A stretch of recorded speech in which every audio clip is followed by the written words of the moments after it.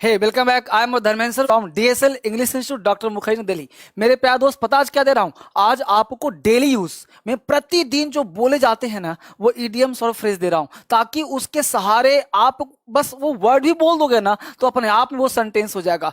मेरे साथ ना उसको प्रैक्टिस करिए, आप बोलिए मेरे साथ। आज आपको याद कर लेना है और कल से बोलने का प्रयास शुरू कर देना है। यानी कि जब तक हम स्टार्ट नहीं करेंगे ना, तब तक वो कंफ्यूजन क्रिएट करता रहेगा।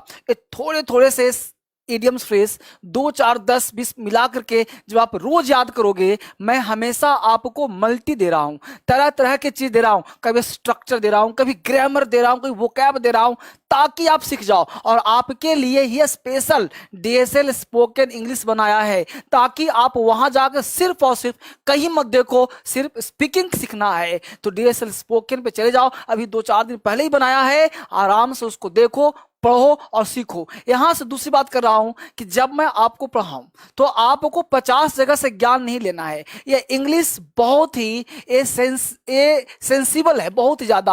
आप गलत सलत ज्ञान ले लेंगे, गलत सलत चीज पढ़ लेंगे तो आपके दिमाग में कंफ्यूजन क्रिएट हो जाएगा। इसलिए डीएसएल पर हमने 500 प्लस वीडियो डाला है, उसको एक एक कर खंगालें, कॉपी कर लेकर बैठे और उसको याद करें। आज का वीडियो देखिए, फटाफट एक एक कर चीज पढ़ते हैं। पहला चीज आप देखने का प्रयास करिए, यहां क्या लिखा हूं? Daily uses idioms. अब डेली प्रतिदिन यूज होता है। अब इसको क्या करना है? जब भी आप 2 4 लोग हैं, इस इडियम को छाप मार देना है। जैसे हमने कहा first and foremost, first and foremost Hindi क्या हो? सबसे पहला एवं महत्व वाला। आपको बोलना है first and foremost thing is that to serve our Motherland.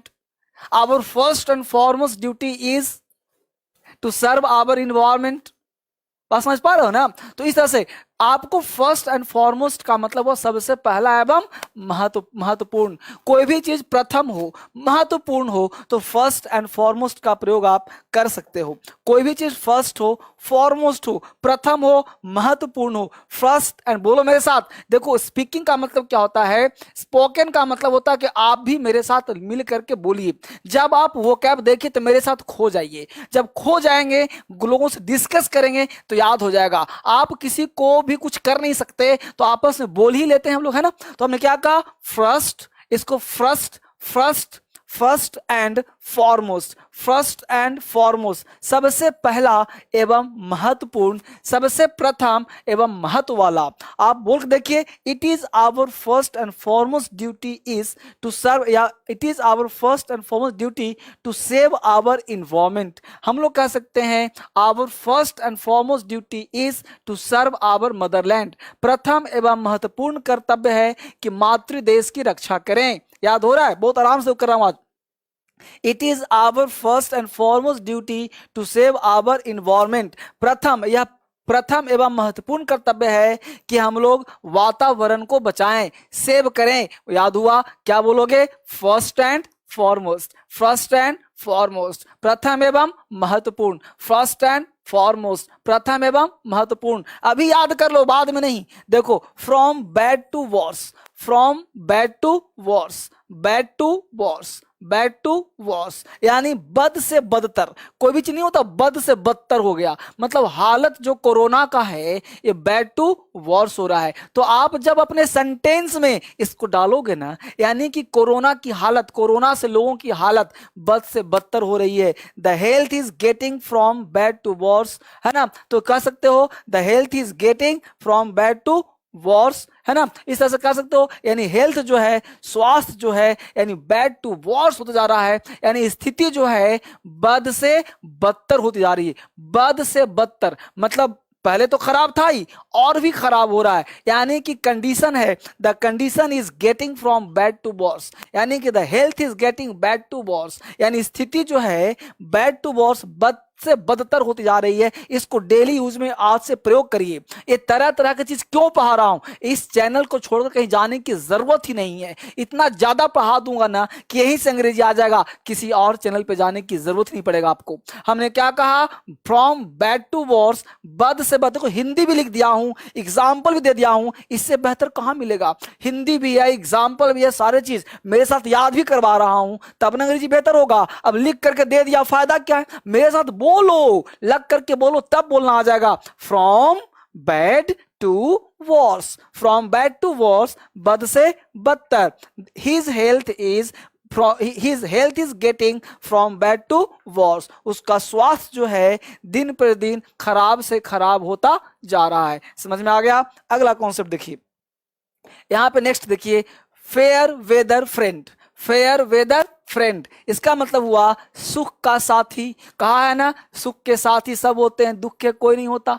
सुख के साथी यानी अच्छे दिनों में आपका दोस्त बनने वाला को हम बोलते हैं फेयर वेदर फ्रेंड।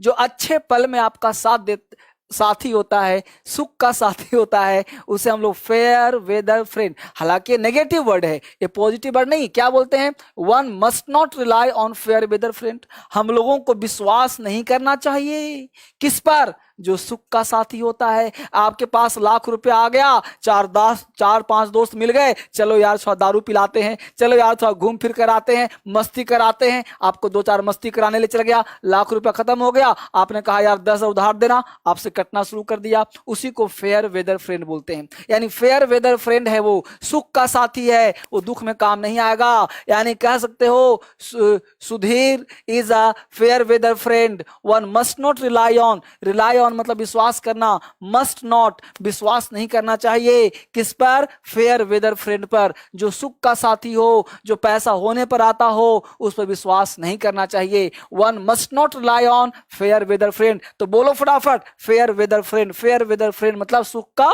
साथी। देखो, at the 11th hour, at the 11th hour, अंतिम क्षणों में, ठीक समय पर, यानी जब मुझे जरूरत था तो तुम नहीं आए। अंतिम क्षणों में, no one was with me, मेरे पास कोई नहीं था। एट द 11th आवर, अंतिम क्षणों में मेरे पास कोई नहीं था। कहते हो ना, जब पैसे की जरूरत थी तो कोई नहीं था मेरे पास, आज जब पैसे आ गए तो 10 लोग आ गए मुझे देने के लिए कि मुझसे ले लो, मुझसे ले लो। तो एट द 11th आवर का मतलब हो गया अंतिम क्षणों में, अंतिम समय में, ठीक समय पर, एट द 11th आवर। बोलो, आप बैठ के सुनते हो, इंटरेस्ट लेते हो नहीं, आपको अंग्रेजी सीखना चाहते हो। If you want to speak English and if you want to learn English, you must speak with me. आपको मेरे साथ बोलना है। You don't hesitate. 99% of the people in this world are frustrated and getting depressed. So don't you should be. आपको नहीं होना है। You should speak English fluently. लगातार आप बोलोगे, स्लोली एंड स्लोली, जैसे जैसे वर्ड्स दिए जा रहे हैं। This words are very important for help, है ना, this words are very important for speaking English, है ना। ये आपको हेल्प करेगा, ऑलवेज क्या करेगा? मदद करेगा आपको। तो एट द 11th आवर, अंतिम क्षणों में, एट द 11th आवर, अंतिम क्षणों में। तो अंतिम क्षणों क्या है? No one was with me, कोई मेरे पास नहीं था। एट द 11th आवर, अंतिम क्षणों में। ठीक है, याद कर लिया, रिवीजन करा दूं बाद में। फिर देखो फटाफट, अ बोन ऑफ कंटेंशन, फटाफट याद करते जाओ, बहुत सारा दूंगा। अ बोन ऑफ कंटेंशन, कंटेंशन कहते हैं झगड़े की जड़ को। बोन हड्डी नहीं होता, कुत्ते को हड्डी दे दो, एक हड्डी फेंक दो, 10 कुत्ते लड़के मर जाएंगे। ऐसे याद करो, रट्टा नहीं मारना है। बोन, बोन मतलब हड्डी, हड्डी। कंटेंशन को याद करो, कनेक्शन।